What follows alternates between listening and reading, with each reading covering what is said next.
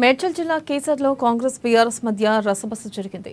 కేసర మండలంలో మల్లారెడ్డి కాలేజ్ సిబ్బంది డబ్బులు పంచుతుండగా స్థానిక కాంగ్రెస్ నాయకులు పట్టుకున్నారు. దీంతో బీఆర్ఎస్ కాంగ్రెస్ నాయకులకు మధ్య వాగ్వాదం జరిగింది.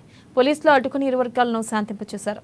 కేసర కేంద్రంలో ఇంటింటికి సీఎం కాలేజ్ విద్యార్థులు కాలేజ్ సిబ్బందితో కలిసి ప్రచారానికి బదులు ఫోన్ నెంబర్ సేకరిస్తూ ఆ సమాచారాన్ని మంత్రి మల్లారెడ్డికి అందిస్తున్నారని కాంగ్రెస్ నాయకులు ఆరోపించారు.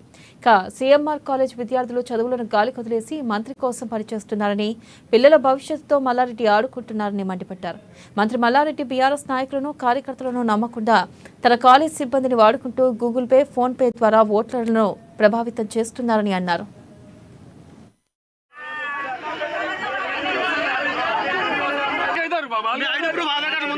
మాట్లాడకూడదు